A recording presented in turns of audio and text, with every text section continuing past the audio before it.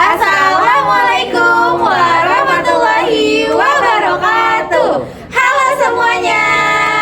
Kami dari kelompok 2 akan mempresentasikan hasil proposal kami yang berjudul Optimalisasi pengelolaan sampah melalui pemberdayaan masyarakat berbasis bank sampah dan daur ulang yang bernilai ekonomis di Kota Tangerang Selatan.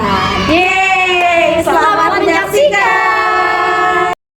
Program pemberdayaan kami berjudul Optimalisasi pengelolaan sampah berbasis masyarakat melalui bank sampah dan juga daur ulang yang bersifat ekonomis di Kota Tangerang Selatan. Kenapa kita memilih Kota Tangerang Selatan untuk menjadi program pemberdayaan tersebut? Karena di Kota Tangerang Selatan timbul sampah sebanyak 1022,65 ton per hari. Namun yang ditangani itu hanya sekitar 265,43 ton yang ditangani. Lalu selanjutnya hal itu tuh diperparah karena kapasitas pengangkutan dan TPA Cipecang itu terbatas sehingga terjadi banyak penumpukan sampah di berbagai wilayah. Contohnya pada tahun akhir 2025 sampai awal 2026 Kota Tangerang Selatan itu pemerintahnya menetapkan status tanggap darurat sampah. Lalu hal ini juga diperparah karena kesadaran masyarakat yaitu masih rendah terkait pemilihan sampah organik dan juga sampah anorganik. Nah, program pemberdayaan yang kita usulkan itu melalui metode edukasi terkait pengelolaan sampah dan juga pemilahan sampah, contohnya seperti 3R, reduce, reuse, dan juga recycle, lalu membentuk kader pengelolaan sampah di tingkat masyarakat dan mengolah sampah organik menjadi kompos dan sampah anorganik menjadi blok plastik yang bernilai ekonomis. Lalu hasil penjualan tersebut bisa kita kembalikan ke masyarakat dengan sistem tabungan atau insentif. Tujuan utama program ini adalah membangun sistem pengolahan sampah berbasis masyarakat secara berkelanjutan. Nah, secara khusus kami ini itu ingin meningkatkan kesadaran masyarakat warga dalam memilah sampah, lalu membentuk kader yang bisa menggerakkan komunitas, menciptakan insentif ekonomi lewat bank sampah, dan juga mengurangi sampah yang masuk ke TPA Cipecang dengan cara mendaur ulang sampah tersebut dan menjadikan produk bermanfaat dan bernilai ekonomis.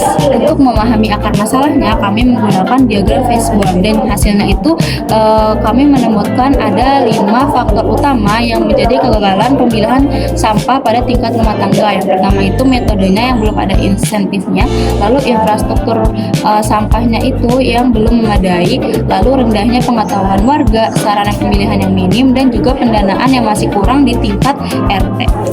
Jadi pada program kali ini kita menggunakan pendekatan PRA atau Participatory Rural Appraisal, yang dimana pendekatannya menempatkan masyarakat sebagai subjek utamanya.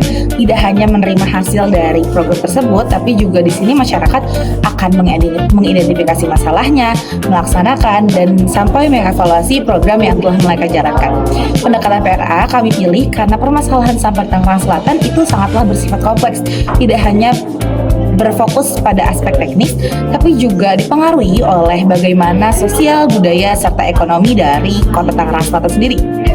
Oleh karena itu, program ini dijalankan melalui tahapan pemberdayaan masyarakat, mulai dari identifikasi masalah, analisis kebutuhan, penentuan prioritas, pembelajaran bersama, sampai mencapai kesepakatan dalam pelaksanaan program nantinya.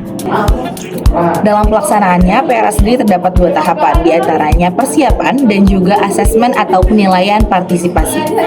Nah, persiapan itu biasanya untuk membangun hubungan dengan masyarakat sendiri melalui kunjungan lapangan dengan koordinasi dengan tahap persiapan, yaitu membangun hubungan dengan masyarakat melalui kunjungan lapangan dan juga koordinasi dengan pihak kelurahan, RT/RW, serta tokoh-tokoh masyarakat yang berperan pada Tangerang Selatan sendiri. Nah, pada tahap ini dilakukan pemetaan lokasi untuk mengidentifikasi program pengelolaan sampah atau 3R yang sudah berjalan di wilayah Tangerang Selatan. Tahap kedua yakni asesmen, yang memiliki tujuan untuk melibatkan masyarakat secara aktif untuk mengidentifikasi permasalahan dan juga potensi yang dimiliki di lingkungan Tangerang Selatan. Beberapa alat yang digunakan untuk PRA sendiri Beberapa alat yang digunakan dalam PRA antaranya satu ada pemetaan atau transit wall.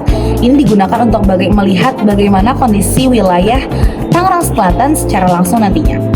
Yang kedua adanya pohon masalah, di mana kita bisa melihat permasalahan dari akar masalahnya. Yang ketiga, adanya diagram Venn. Ini itu untuk memetakan pihak-pihak yang berperan dalam pengelolaan sampah seperti adanya masyarakat, butuhnya kader, RT RW dan lain sebagainya. Yang keempat, adanya kalender musiman untuk mengetahui kapan volume sampah itu dapat meningkat dan kapan akan menurun kembali. Dan yang terakhir, adanya matriks peringkat yang digunakan untuk menentukan solusi apa saja yang menjadi prioritas utama untuk dilakukan dalam program kali ini. Selanjutnya, untuk monitoring dan evaluasi. Agar program berjalan on track, kami merancang sistem monitoring dan evaluasi yang dimana monitoring dilakukan rutin oleh RT atau RW untuk memantau volume sampah yang terpilih, partisipasi warga, produksi kompos dan tabungan plastik dan tabungan yang ada di bank sampah.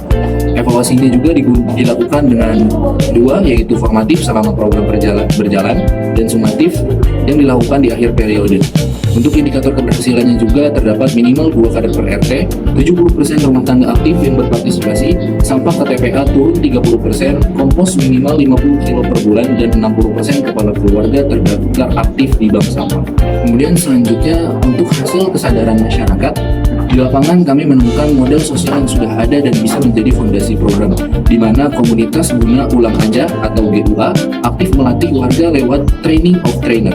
Sementara koperasi pemulung berdaya atau KPB sudah mampu mengolah 6 ton plastik per hari dengan omset 1,2 miliar per bulan. Ini adalah bukti ekosistem daur ulang sudah terbentuk. Tantangannya masih ada, keterbatasan kader, sarana, dan pendanaan. Tapi dengan dua mitra ini, program mempunyai pijakan yang kuat untuk berkembang lebih pesat ke depannya. Dan untuk hasil pembentukan kader, salah satu kunci program ini adalah kader. Setiap RT butuh minimal 2 kader yang dipilih berdasarkan kepercayaan dan peran sosial di komunitasnya. Mereka tergabung dalam kelompok pengelola program yang dibagi menjadi core team dan task team. Tugasnya mencakup edukasi pemilihan, koordinasi pengumpulan sampah, operasional bank sampah, pendampingan pengolahan kompos dan packing block, hingga monitoring. Hal ini mendapatkan hasil yang nyata, yaitu pelibatan tokoh komunitas terbukti meningkatkan perilaku pemilihan sampah hingga 67% lebih tinggi dibanding penyuluhan konvensional. Nah, selanjutnya itu ada bank sampah atau sistem tabungan sampah. Jadi di sini tuh apa sih bank sampah? Bank sampah itu adalah jantung dari program ini. Jadi di sini warga cukup setor sampah yang sudah dipilah lalu ditimbang dan bisa langsung jadi tabungan yang bisa dicairkan. Di mana di sini tuh dikelola oleh kader KPP dan biaya operasionalnya itu ditanggung dari hasil jual kompos dan paving block ini. Nah, di sini tuh target kita itu ada pada minimal 60% kepala keluarga sudah jadi nasabah aktif di akhir tahun pertama. Nah, selanjutnya itu ada pengurangan volume sampah. Nah, dari sinilah pengurangan sampah ke TPA itu bisa terjadi.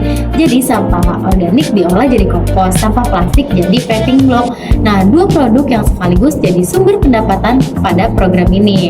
Nah, jadi di sini tuh target kita itu volume sampah ke TPA itu turun minimal 30% dalam tahun pertama.